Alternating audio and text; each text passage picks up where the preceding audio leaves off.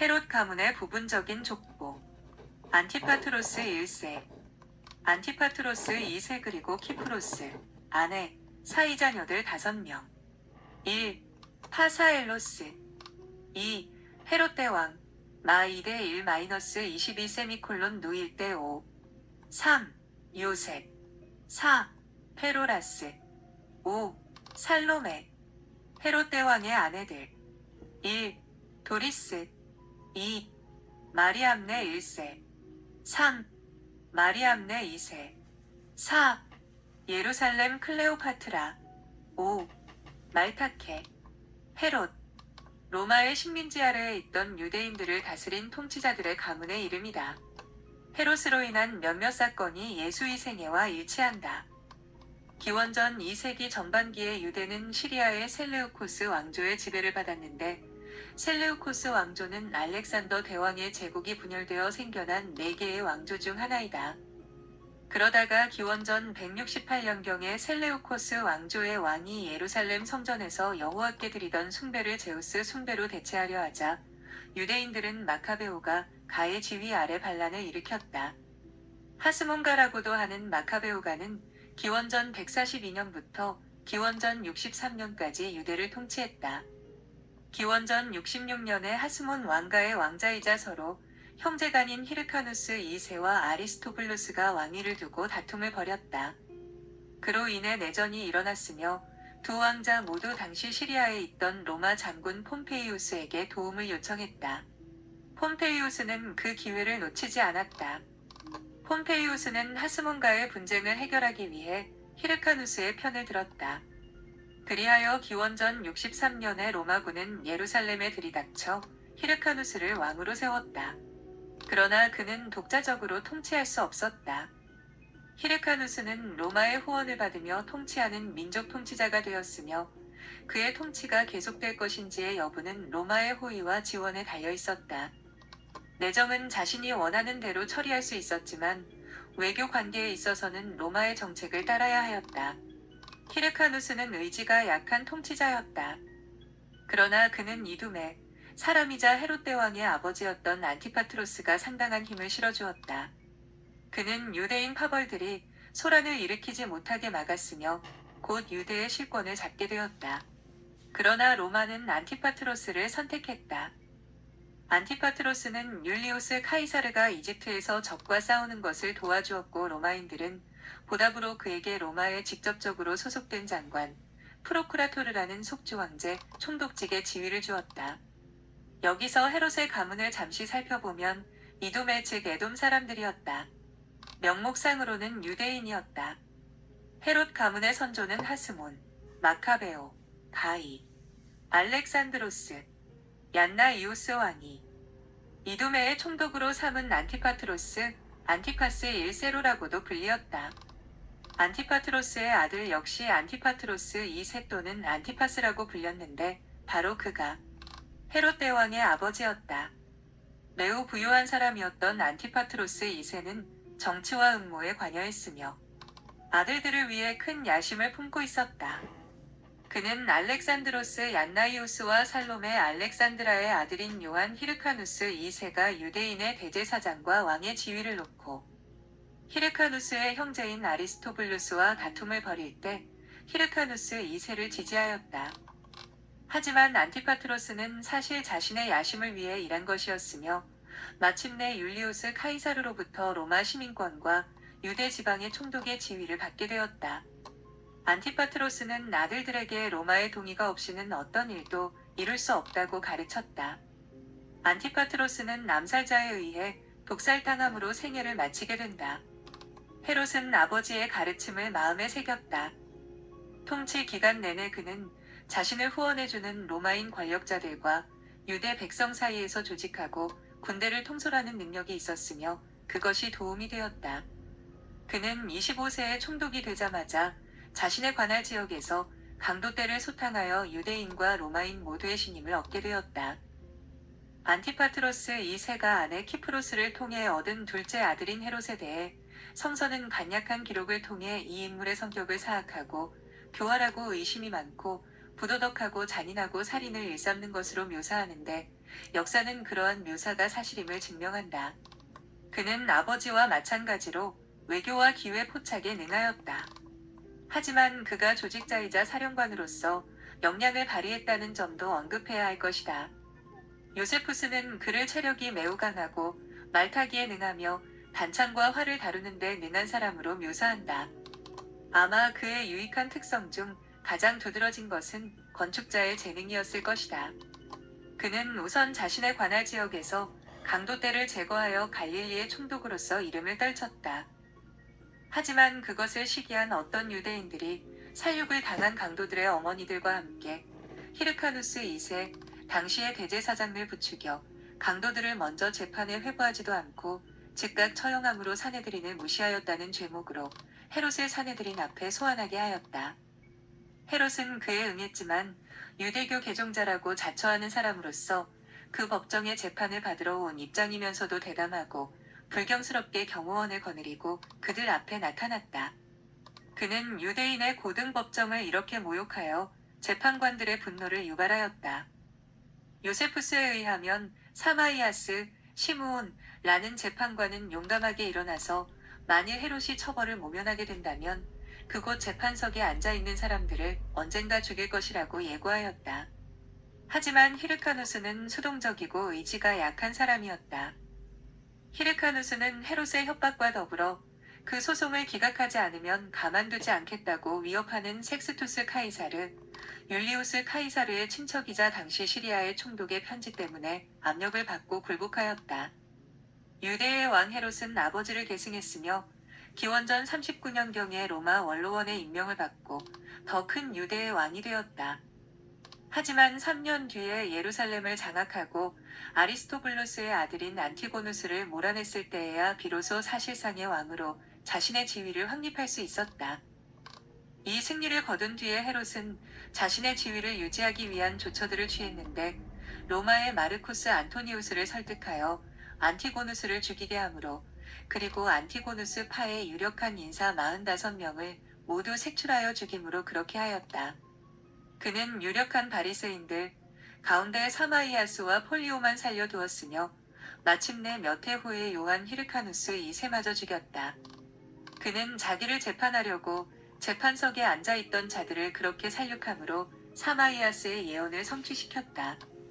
언제나 교활한 정치가였던 헤롯은 로마 통치자들의 흥망성쇠에 따라 보조를 맞추어 자주 편을 바꾸어가며 외교수를 매우 잘 발휘해야 하였다. 섹스투스의 친한 벗이었던 헤롯은 처음에는 율리우스 카이사르를 지지하다가 그 다음에는 카이사르를 암살한 카시우스와 제휴하였다. 그는 카시우스의 적이자 카이사르의 복수자인 마르쿠스 안토니우스의 호의를 얻어낼 수 있었는데 막대한 양의 뇌물도 한 가지 수단으로 사용하였다. 후에 옥타비아누스, 아우구스투스 카이사르가 악티움 해전에서 안토니우스를 무찔렀을 때 헤롯은 마르쿠스를 지지한 일에 대해 교묘한 방법으로 아우구스투스에게서 용서를 받아냈으며 그 뒤로는 아우구스투스와 우호 관계를 유지하였다. 헤롯은 로마를 지지했고 카이사르들에게 선물을 주기 위해 돈을 마음대로 사용한 데다가 말솜씨가 좋았기 때문에 유대인이나 그 밖의 사람들에 의해 어떤 때는 자기의 집안 사람들에 의해 자기에 대한 불평이나 고발이 로마에 들어갔을 때에도 언제나 승소하였다. 헤롯의 최초의 지배권은 갈릴리의 총독의 지위였다. 카시우스는 그를 코엘레 시리아의 총독으로 임명하였다. 후에 로마 원로원은 안토니우스의 추천에 따라 헤롯을 유대의 왕으로 임명하였다. 이제 아우구스투스 황제는 거기에다 사마리아와 가다라와 가자와 요파를 나중에는 드라고닛, 바타나에아, 아우라니티스, 페레아 지방을 추가하였다. 페레아는 요르단 강 동편 지역으로서 대략 길르앗 지역에 해당한다. 이두메 역시 헤롯의 지배 아래 있었다. 성전 건축과 그 밖의 건축 활동 헤롯의 건축 활동에 관해 고려할 때 예루살렘에 있는 스룹바벨 성전을 재건한 일은 특히 성서적인 관점에서 볼 때 매우 주목할 만하다. 그 성전을 건축하는 대막대한 비용이 들었으며 요세푸스는 그 성전이 실로 장엄했다고 묘사한다. 유대인들은 헤롯에 대한 증오심과 의심 때문에 기존의 성전을 먼저 허는 것을 허락하지 않으려고 하였다. 그는 철거를 조금이라도 시작하기 전에 건축 재료를 모아 현장에 갖다 두어야 하였다. 성전의 신성한 곳은 요세푸스에 의하면 18개월 만에 재건되었다. 그 밖의 주요 구조물들은 8년 만에 세워졌다. 하지만 기원 30년에 유대인들은 그 성전을 46년이나 걸려서 지었다고 말하였다. 그들은 예수 그리스도의 침례 후 첫 유월절이 가까웠을 때 그분과의 대화 중에 그런 말을 하였다. 요한복음 2시 13분-20. 헤롯은 또한 극장들, 원형 경기장들, 타원형 경기장들, 성체들, 요새들, 궁전들, 정원들, 카이사르를 기리는 신전들, 수도교들, 기념비들, 심지어 도시들까지 건설하였다. 그는 자신이나 친족들이나 로마 황제들의 이름을 따서 그 도시들의 이름을 붙였다. 그는 티레항에 견줄 만한 인공항구를 카이사레아에 건설하였다. 요세푸스에 의하면 20길, 36m, 깊이의 물속에 거대한 돌들을 깔아서 너비 약 60m의 인공항구를 만들었다고 한다. 헤롯은 안토니아 요새와 마사다 요새를 재건했는데 마사다 요새는 매우 웅장하게 만들었다. 그의 건축 업적은 시리아 안티오크와 로도스, 동일한 이름의 섬에 있었음처럼 멀리 떨어진 도시들에까지 파급되었다. 헤롯은 오락의 돈을 극도로 헤프게 썼고 특히 로마의 고위 인사들에게 선물을 마음껏 주었다. 헤롯에 대한 유대인들의 주된 불평들 가운데 하나는 그가 카이사레아에 있는 것과 같은 원형 경기장들을 만들었다는 점이었다. 그런 곳들에서 그는 그리스와 로마식 경기들을 개최했는데 그 가운데는 전차 경주, 검투 시합, 사람과 야수의 싸움, 그리고 그 밖의 이교 축제들이 포함되었다. 그는 올림픽 경기 대회를 보존하는 대단한 관심이 있어서 한 번은 로마로 여행하는 도중에 그리스에 있었을 때 직접 투사로 참여한 적도 있었다. 그런 다음 그는 그 경기들이 지속되도록 그리고 그와 더불어 자신의 이름도 남기기 위해 거액의 돈을 기부하였다. 명목상의 유대인이었던 그는 유대인들을 내 동포라고 불렀고 바빌론에서 돌아와서 스룹바벨 성전을 지었던 사람들을 나의 조상들이라고 불렀다. 그럼에도 불구하고 그의 인생 행로는 여호와 하느님의 종이라는 그의 주장과는 완전히 배치되었다. 가정 내의 문제들, 헤롯의 가족 성원 거의 모두가 야심과 의심이 많고 몹시 부도덕하고 말썽 많은 사람들이었다. 헤롯이 겪은 가장 큰 어려움과 슬픔은 그의 집안 문제 때문이었다. 그의 어머니 키프로스와 누이 살로메는 끊임없이 상황을 악화시켰다. 헤롯은 히르카누스 2세의 외손녀이자 아리스토블루스의 아들 알렉산드로스의 딸인 마리암네 1세와 결혼하였다. 마리암네는 빼어난 미인이었으며 헤롯은 그를 매우 사랑하였다. 하지만 마리암네와 헤롯의 어머니와 누이 사이에 증오가 자랐다. 헤롯은 언제나 시기심이 많았으며 가족 성원들 특히 그의 아들들이 자기에 대한 음모를 꾸미지 않을까 의심했는데 어떤 경우에는 의심할 근거가 있었다.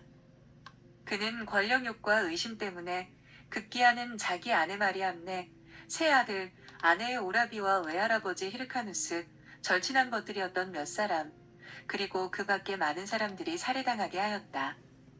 그는 자기의 의심을 확증해줄 정보를 가지고 있을 것으로 여겨지는 사람이 있으면 그가 누구이든 그에게서 자백을 받아내기 위해 고문을 가하였다. 유대인들과의 관계 헤롯은 유대인들을 진정시키려고 성전을 재건했으며 기근이 들 때면 그들에게 필요한 것들을 주곤 하였다. 그는 때때로 그의 일부 신민들에게 세금을 경감시켜 주었다. 그는 심지어 아우구스투스로 하여금 세계 여러 곳에서 유대인들에게 어떤 특전들을 주게 만드는 데 성공하기도 하였다. 그러나 그의 폭정과 잔악행위는 그런 일들을 무색하게 하여 그의 통치 기간 대부분에 유대인들과의 문제가 끊이지 않았다. 병고와 죽음 필시 방탕한 생활 때문에 헤롯은 결국 열을 수반하는 역겨운 질병으로 고통을 당하였는데 요세푸스의 글을 인용하면 이러하다. 피부 전체에 도저히 참기 어려운 가려움 증세가 있었고 장에는 계속적인 통증이 있었으며 발에는 수종과 같은 종창이 있었고 배에는 염증이 있었다. 은밀한 부분의 궤저 때문에 벌레들이 나올 정도였고 천시까지 있어서 숨쉬기가 매우 힘들었으며 사지의 경련이 일어났다. 그는 불치병에 걸려 있을 때 음모를 꾸미는 아들 안티파트로스를 살육할 것을 명령하였다. 또한 헤롯은 자기가 죽었다는 소식을 듣게 되면 유대인들이 기뻐할 것을 알고 유대 민족 가운데 매우 저명한 사람들에게 예리코에 있는 히포드롬, 타원형 경기장이라는 곳으로 모이라고 명령한 뒤 그곳에 그들을 가두게 하였다. 그 다음에 그는 측근들에게 명령하기를 자기가 죽으면 유대인의 그 지도자들을 먼저 죽인 뒤에야 자기가 죽었다는 소식을 알리라고 하였다. 그렇게 되면 자기의 장례식 때 유대의 모든 가족이 틀림없이 울게 될 것이라고 그는 말하였다. 이 명령은 이행되지 않았다. 헤롯의 누이 살로메와 그의 남편 알렉사스는 그 사람들을 풀어주고 고향으로 보냈다. 헤롯은 70세 정도의 나이에 죽었다.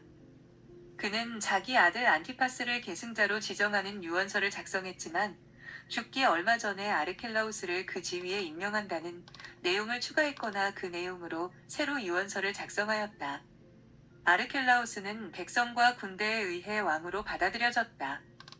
성서는 예수의 양부 요셉이 아르켈라우스가 그의 아버지 헤롯을 대신하여 유대의 왕으로 통치한다는 말을 들었다고 알려준다. 마태 2시 22분. 여기서 아르켈라우스는 헤롯 대왕이 넷째 아내인 말타케를 통해 얻은 아들이다. 어린 예수가 요셉과 마리아와 함께 이집트로 내려가 있는 동안에 아르켈라우스가 유대 지방의 왕이 되었다.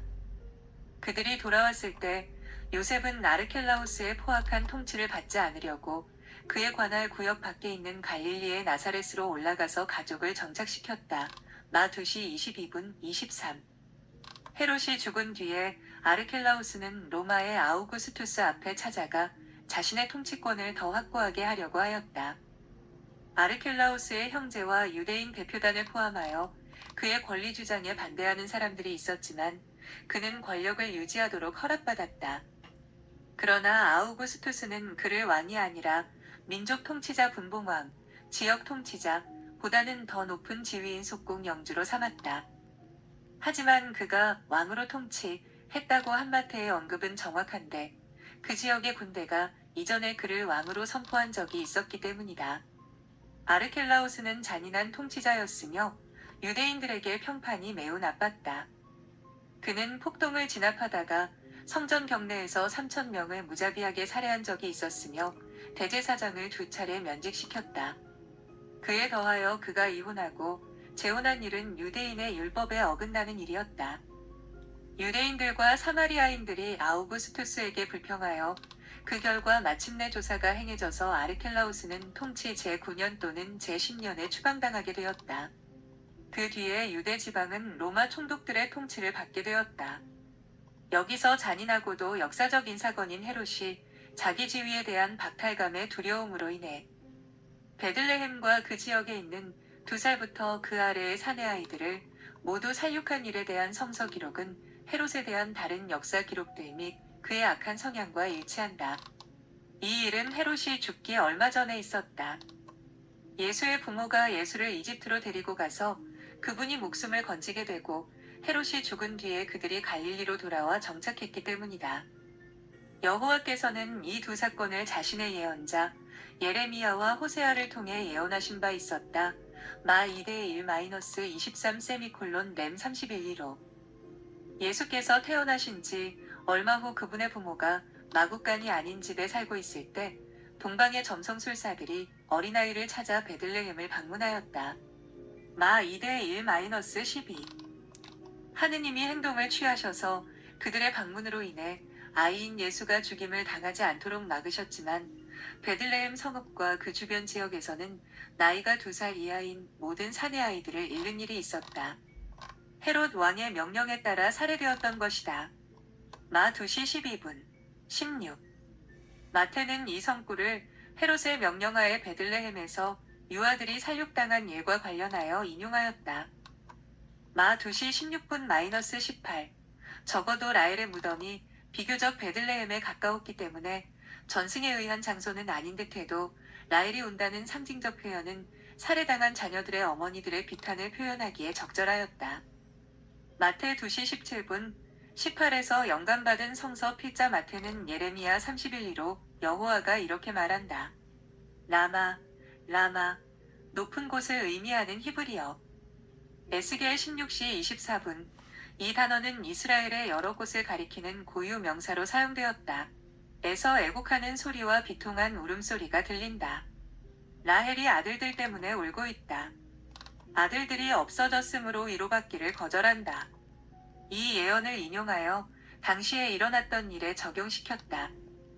첫 번째 견해의 경우 라헬을 상징적 표현으로 사용한 것은 매우 적절한데 그는 북쪽 왕국 가운데 가장 탁월한 지파인 에브라임, 요셉의 아들의 여자 조상이었기 때문이다. 두 번째 견해의 경우 라헬은 요셉의 어머니였을 뿐 아니라 남쪽 유다 왕국의 한 지파를 형성한 베냐민의 어머니이기도 했으므로 전체 이스라엘의 어머니들을 상징하기에 알맞은 인물이었다. 그때 그들이 아들들을 낳은 것은 헛된 일처럼 보이게 된 것이다. 호 11:1.11 이스라엘이 아이였을 때 내가 그를 사랑하여 이집트에서 내 아들을 불러내었다. 마태복음 2시 14분 15. 그래서 요셉은 일어나 밤중에 어린아이와 아이 어머니를 데리고 이집트로 가서 헤롯이 죽을 때까지 그곳에 머물렀다. 그리하여 여호와께서 예언자를 통해 내가 이집트에서 내 아들을 불러내었다라고 하신 말씀이 성취되었다. 그러므로 사망 연대 헤롯의 사망 시기에 관해서는 일부 연대학자들은 그가 기원전 5년이나 기원전 2년 또는 어쩌면 기원전 1년이라고 한다. 예수를 방문한 점성술사들 사도 마태는 예수께서 헤롯 왕 시대에 베들레헴에서 태어나신 후에 동쪽으로부터 점성술사들이 예루살렘에 와서 자기들이 동방에 있을 때에 그분의 별을 보았다고 말했음을 알려준다. 그 즉시 헤롯은 두려움과 의심이 생겨났으며 수제사장들과 서기관들로부터 그리스도가 베들레헴에서 태어나기로 되어 있다는 사실을 알게 되었다. 그 다음에 그는 그 점성술사들을 불러서 그들을 통해 그 별이 나타난 때를 확인하였다. 마 2:1-7.